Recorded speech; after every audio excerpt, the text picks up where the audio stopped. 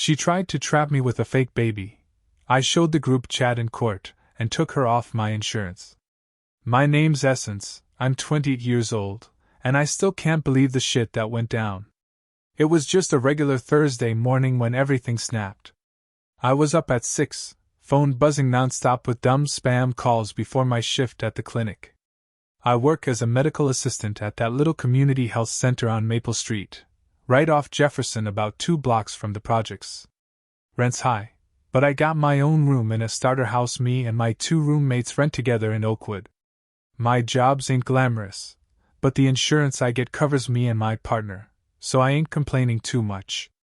After my morning routine, washing my face in the tiny bathroom, braiding my hair up messy, and throwing on my scrubs, I headed out. The coffee shop on the corner of 5th and Pine, a spot everybody from around here knows, was my first stop. I got in there close to 7, bell on the door jingled, Mr. Hampton behind the counter glanced up. He knows my order by heart, grande black coffee with extra cream on the side. I paid cash, no cap, I'm saving all my change for bills. Gas, electricity, cable bill, and my share of rent, plus groceries for me and my roommates. Money always tight. I sat on that red vinyl stool by the window, shivering because it was January, and this damn heater in the shop barely worked.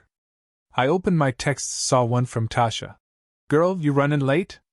You still comin' to brunch? I typed back fast. On my way. Brunch at Sweet Spring Diner was our Saturday thing, me, Tasha, and our friend Asia. But this was Thursday, weird that she texted about brunch. Then I remembered maybe she meant next weekend. I shrugged it off, sipped my coffee, then slid out. I had to clock in by 7:30 a.m. at the clinic. Walking through the hood before sunrise, street lights flickering, I heard Mr. Jenkins across the way sweepin' in front of his corner store. He gave a nod, said, "Morning, Lil S." I nodded back. My block's always movin', kids hustlin' rides at 6 a.m., older folks heading to work. I passed the old rec center where the youth league basketball practice was happening later that morning. I thought about Coach Ray, who taught me ball since I was a kid. Just memories. Inside the clinic, I clocked in. That waiting room smell, bleach and old chairs, hit me. Nurse Patterson gave me a quick once-over, bitchin' that I was late, but she saw my face and looked away. I was pale, face sewn out. She asked, "You good?" I muttered, "Yeah, just didn't sleep." I started prep, sterilizing tools, filling syringes. My mind kept drifting to the night before. I was trying to piece together something that felt wrong. But I couldn't focus. First patient, Ms. Ramirez, an older lady with diabetes, sat in the exam room. I took her vitals, tried to smile, but my heart was racing. During a 5-minute gap between patients, I checked my phone under the counter, no text from Marissa. That should have been the first sign. We'd been together for almost 2 years, ever since I met her at that hip-hop showcase downtown. She had on big hoop earrings, hair in a high ponytail, and she was spittin' lyrics like she owned that stage. I approached, said, "Your flow crazy." And she turned, that electric smile, and we've been linked ever since. Initially, I was feelin' it, her energy, her hood stories. She was fresh out a rough childhood, raised by her auntie in the projects, but she was smart, always talkin' about gettin' to college someday. I thought she was real. But I should have known she was schemin' from the jump. At the end of my shift, I clocked out. It was past noon, and I was hungry. I called up to Deja, who worked part-time at the grocery store on Clarkson. She said she'd meet me there in 20. I hopped on my bike, my roommates, and I pulled together to split Uber rides, but my bike kept the wheels turnin' when I needed cash. That day, as I pedaled down Maple, the wind stabbing my face, my mind flicked back to last weekend. I remember us at Sweet Spring Diner, the 3 of us crammed in that booth, pancakes on the table. Tasha was running her mouth about her promotion at the school. Deja was talking about her nephew's first day of kindergarten. I remember looking at Marissa, sitting across from me, but she didn't look like herself. She was fiddling with her phone, lips chapped, eyes squinted. I asked if she was okay. She shrugged. I'm straight, babe. But her nails look rough, and I thought I seen bruises on her arm. She said some dude bumped into her at the club last night. I thought, damn, why she go to that junkie bar so late? But I didn't say nothin'. Now as I rode to meet Deja, I felt uneasy. I parked by the grocery store, locked my bike, and slid inside. The fluorescent lights made everything look harsh. I grabbed a bag of chips, walked to the frozen aisle. I remembered telling Marissa last night I'd pick up milk and eggs. We was running low at home. I texted her. You need anything? No reply. Usually, she replies quick. I shrugged, walked to the register. Deja showed up behind me, her face bright. What's up? I forced a smile. Just grabbing this. She peeped it. Everything good with you? I shrugged again. Saw her reaching for a can of tomato sauce. She's always cooking for her fam. We checked out. I rode back home, thinking about all the missed cues. At our place, I opened the door, and the cold hit me. The heater blew cold air. My roommates, Monique and Latrice, were in the living room. Monique said, You gotta see this. On the coffee table was a delivery box from Target. In it, a tiny pair of pink baby booties, a baby onesie with a bow. My heart dropped. I picked up the onesie. It was brand new, tag still on. I flipped it over. Size 0 to 3 months. My chest felt heavy, like it caved in. I looked around, the apartment was silent. I turned to the kitchen table and saw a card. To my future baby. Love, M. Handwriting I recognized, Marissa's. I felt sweat bead at my temples. I dropped the onesie. Latrice and Monique exchanged looks. Latrice said, She left this for you. I grabbed the card, it read, I can't wait to meet you. Mom loves you. My head spun. My knees weak. I sank on the couch. She tried to trap me with a fake baby? I whispered. What the fuck? My voice cracked. I flashed back to last month when she started missing dates. She'd say she was nauseous, exhausted. I brought her ginger ale, crackers. She said she was stressed at work. She works part-time as a server at Mama Rose's diner by the highway. It pays minimum, but she likes the tips. Then she missed a week of shifts. She said she was on bed rest.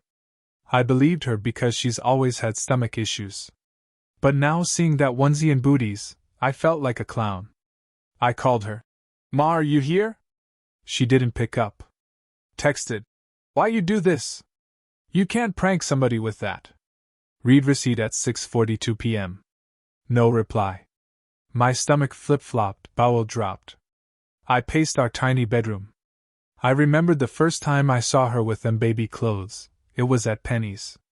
She held that tiny pink bodysuit up to her chest like she wore it for real. I asked, You serious? She started crying. I'm pregnant. I found out last week.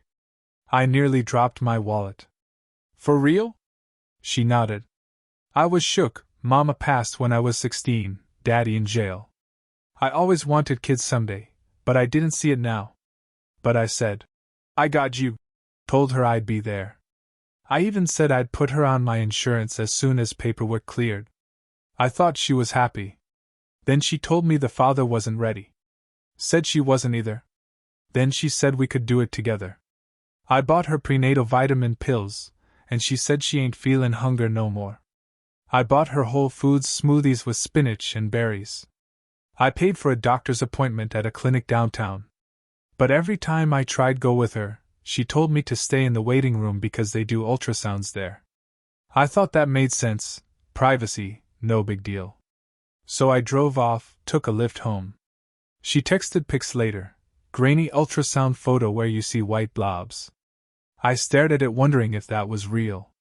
I was nervous, but I swallowed my doubts. Back to that day when I saw the onesie.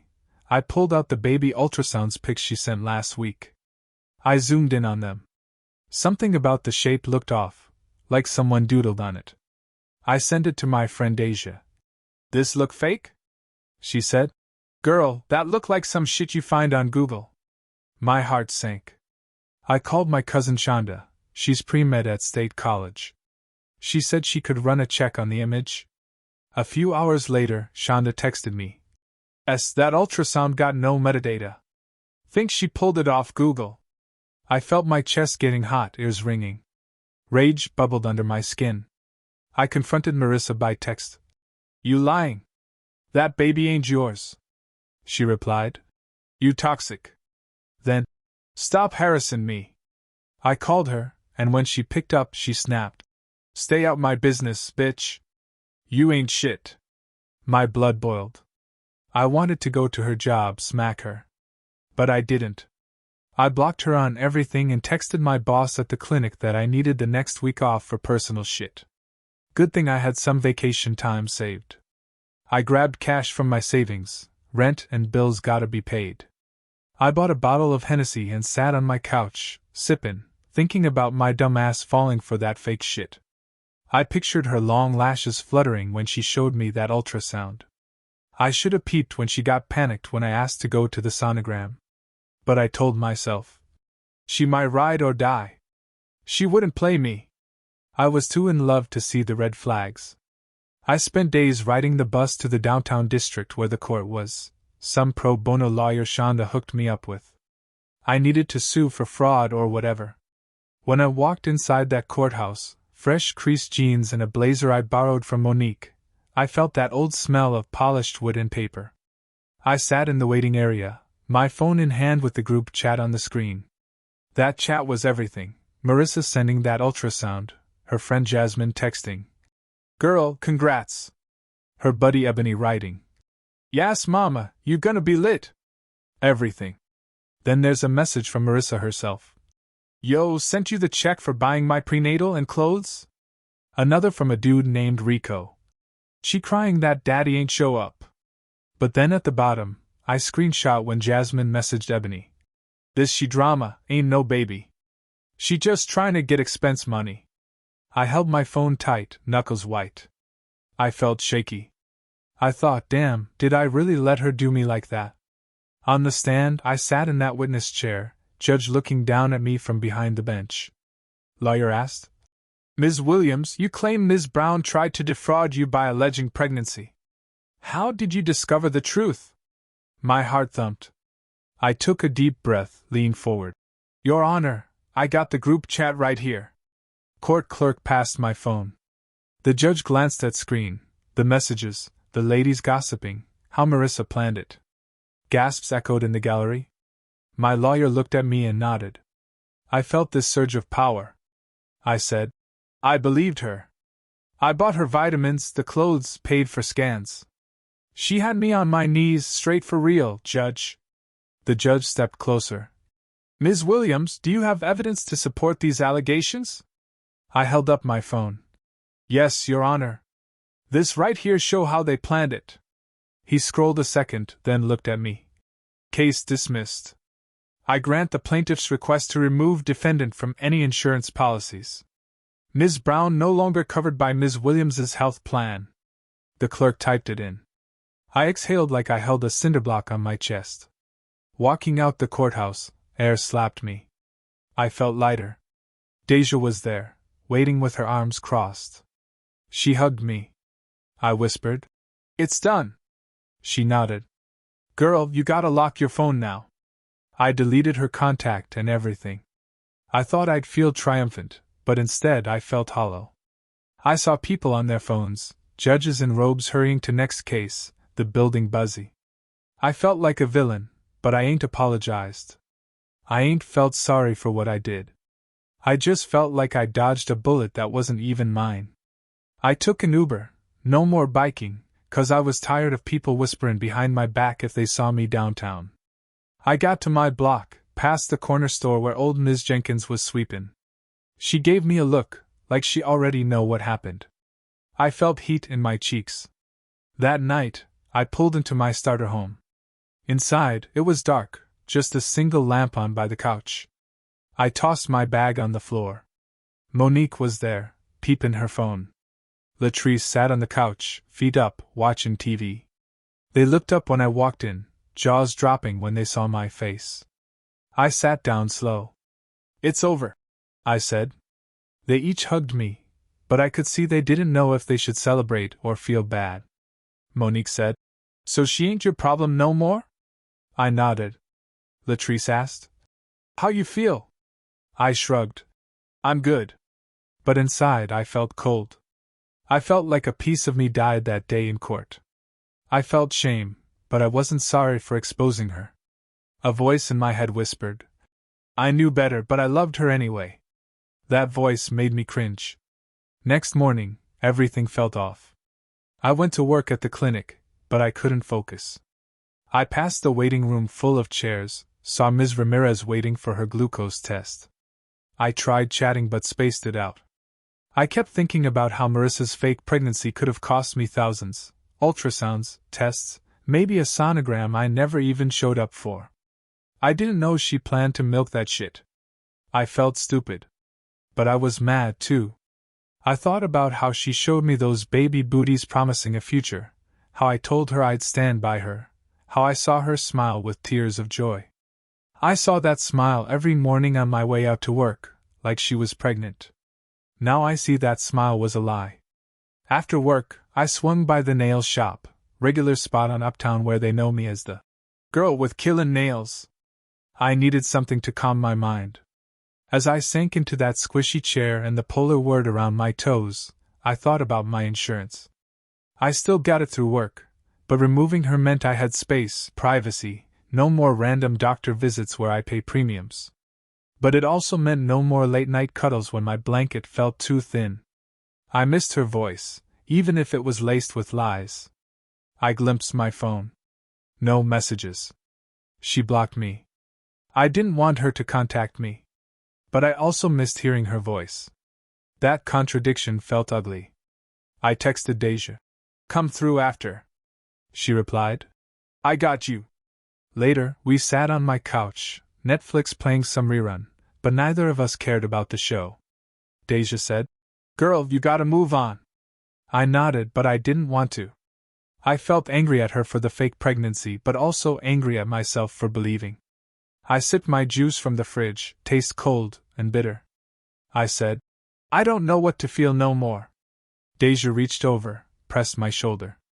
You did what you had to do. I let the tears slip. I hated cried, but they came anyway. I thought about the nights I laid awake, picturing me rocking that baby. I thought about her giggle when she told me her belly felt weird. I thought about how she fed me that fake shit, her lie. I felt so torn. Next week, I went back to work. The clinic felt the same, but I didn't. I'd see pregnant women come through for checkups, some heavy bellies, some tiny bumps, and each time my chest tightened. I reminded myself to breathe. I'd walk out during lunch, head to that bodega on the corner, and grab a soda. The cashier, a kid from my block, Casey, said, Yo, you lookin' rough. I looked at him. I'm good. He gave me extra chips, said, Stay strong. I nodded. He reminded me that news in the hood always travel. My business was everybody's business now. I felt naked. By spring, the story in the hood was that I exposed Marissa's fraud in court and kicked her off my insurance. That made me a legend to some, a villain to others.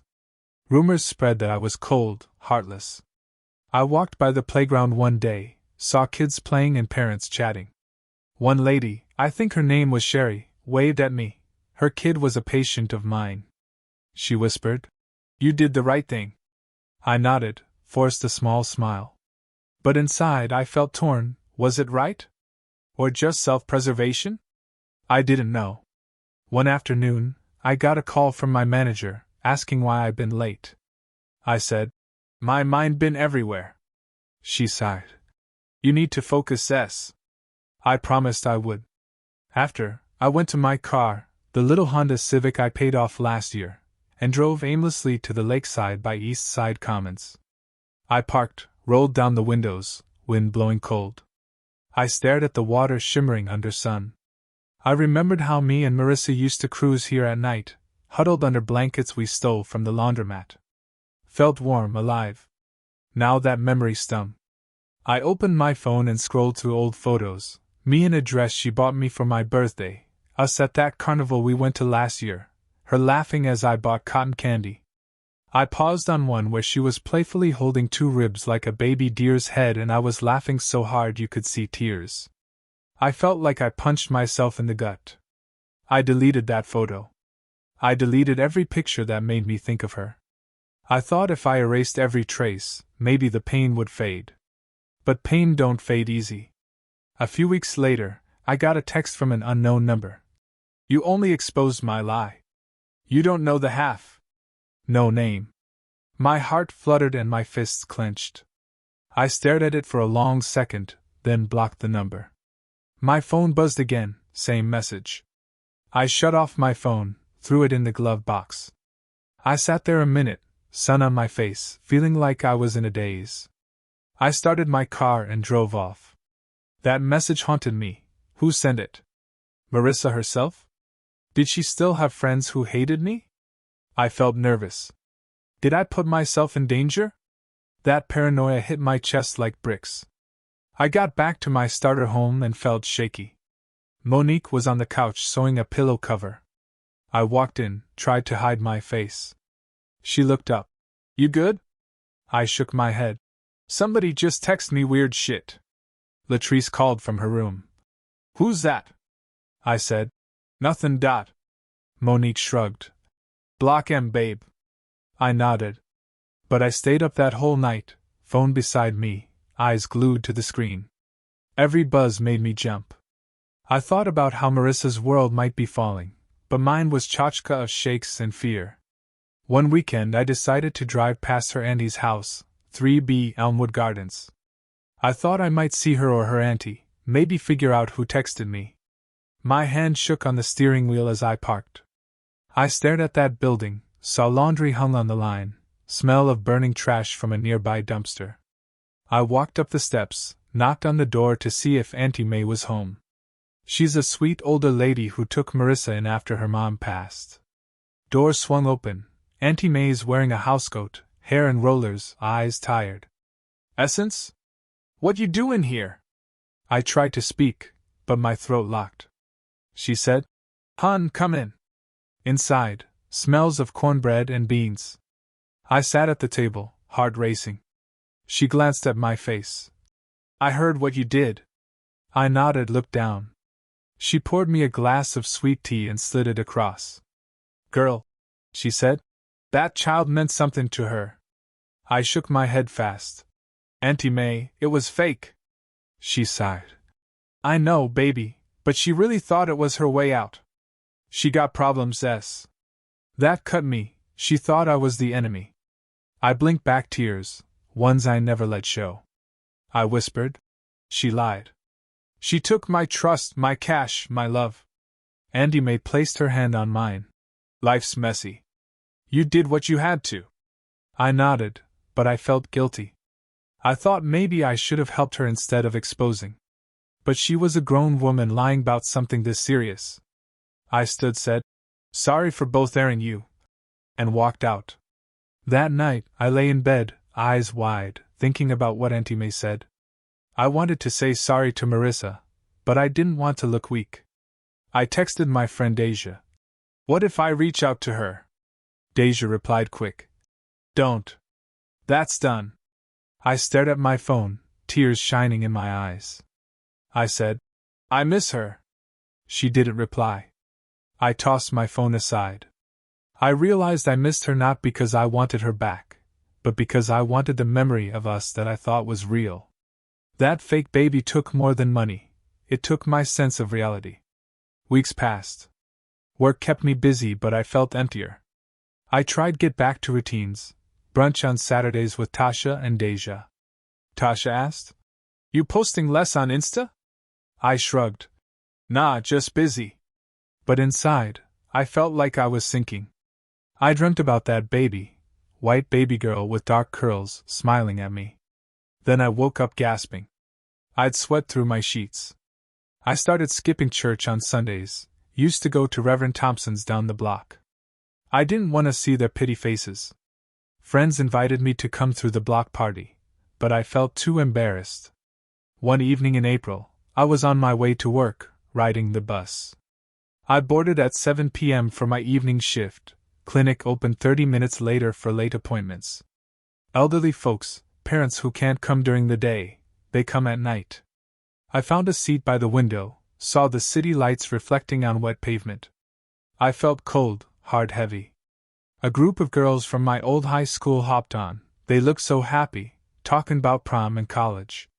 I remembered me and Marissa talking about college together, me maybe transferring, her going back for her nursing degree. Now all that is dust. When I got off at East 11th, I noticed a van pulled up across the street. It had no plates, tinted windows. I felt uneasy. I fumbled for my phone, no signal. I took a deep breath and started walking. When I reached the clinic, doors locked. I grabbed my keys, swiped inside. I felt eyes on my back. I spun around, but empty hall. I chalked it to nerves and shut the door behind me. Inside, I changed into scrubs, but my fingers shook. Nurse Patterson saw me. "You okay?" I forced a smile. "Just tired." We heard a loud bang, like someone slammed the door outside. I froze. She reached for the panic button. Before she could, I turned off my phone, grabbed my bag, and said, "I gotta get out." She stared at me, confused. I ran out of the clinic, felt my feet pounding the pavement. I hopped a fence of the nearby parking lot, jumped into my Civic, locked the door. I strapped my seatbelt and peeled off. I called Deja. "Pick me up," she said. "Where are you?" I said, "Going home." I didn't want to tell her about the van. I thought maybe it was Marissa's friend trying to scare me. I didn't know. At home, I locked all doors, windows, and checked every peephole I installed last month. My phone buzzed, anonymous text. "We watching." I felt bile in my throat. I called the police, but they said with no proof, no chase, they couldn't do much. I felt trapped, like a cornered animal. I told Tasha, and she suggested I stay with her for a while. I grabbed a bag, just clothes, my phone charger, some toiletries, and hopped an Uber to her apartment in West End. She opened the door wearing sweats, worried look on her face. I burst into tears. She hugged me, whispered, "It'll be okay." I nodded. I thought maybe I'd be safe there. Over the next few days, I stayed with Tasha. Her place was small, one bedroom with a kitchenette. We slept on the couch. I felt guilty for using her space. I didn't tell her all the details, just said I had some threats. She held me. I remembered how I used to comfort Marissa on her bad days, how I guided her through postpartum depression when I thought she was pregnant. Now I'm taking a break from my own life, all because of that lie. Court dates came and went. I filed a restraining order, but the judge needed proof. I gave them the text logs, but anonymous numbers don't do shit for proof. I felt frustrated. I realized some people got way more power than me. Still, I kept my head up. I went back to the clinic eventually, but I requested change in hours. Nurse Patterson said, "Glad you back." I forced a smile. My heart was still fragile. Summer rolled in, and I tried rebuild myself. I took night classes at the community college, health sciences program. I thought, fuck it, I want more than this job. I studied on weekends, kept my nose in books. I bartended on Fridays at the lounge downtown, making extra cash. I had to pay my insurance premiums, plus my car note, and save for rent. I was juggling so much I barely had time to breathe. By August, I'd mostly moved on. My insurance plan updated. Marissa was off it. I felt a rush when I saw that on the statement. I thought, fuck yeah, I'm not tied to her lies anymore. Then guilt hit. Did I go too far? I shrugged. I still felt right about it. I'd worked too damn hard to let someone's lie cost me. That September, I ran into Deja at the corner store. She was buying her nephew candy. She waved, but I seen her hesitate. I went over. She hugged me. "How you doing?" she asked. I said, "I'm okay." She shook her head. "Girl, you been through hell." I smiled weak. She said, "You deserve peace." I nodded, walking to pay for my water. As I swiped card, I felt something shift, a sense that maybe I could breathe again. That weekend, I met Tasha and Deja at Sweet Spring Diner, same spot I told Marissa I'd take her if she was real pregnant. We sat in that booth. The vinyl was still cracked, but the pancakes still fluffy. Tasha toasted with her coffee. To new beginnings. I raised my cup, but my heart wasn't fully in it. I forced a small grin. Deja said, "Girl, we proud of you." I nodded, tears prickling. I whispered under my breath, "Thanks." They didn't know how many nights I cried over that fake baby, how many times I relived that courtroom scene, how I still felt anger and guilt all mixed up. Later, I went for a walk by the lakefront, thinking of my future. I pictured myself graduating, working as a nurse, maybe moving out of this hood to somewhere quieter. I stopped by a bench, sat down, watched ducks float. The breeze felt gentle, made me feel a sliver of peace. I closed my eyes, remembering good times, Marissa's laugh, the way she wore my hoodie, the way she said, "I love you," when I never expected it. Then I remembered the lies, that ultrasound pic, the booties with my name on the tag. I opened my eyes, thinking, I'm better than this. I deserve better.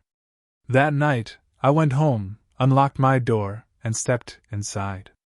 My roommates were waiting, anxious looks. Monique said, "Glad you back." Latrice hugged me. I looked around my starter home, the walls I painted last year, the photos of me and my cousins on the fridge. I felt a spark of hope. I realized I still had family, friends who loved me. I thought of Auntie May, of Marissa's tears when she saw me in court. I didn't want her back, but I didn't want hate either. On my bed, I opened my laptop. I typed in my journal app. I survived a trap. I exposed the lie. I took back my life. But I'm still human. I still feel pain. I stopped, stared at the blinking cursor. I realized writing this down made me feel stronger. I closed my eyes.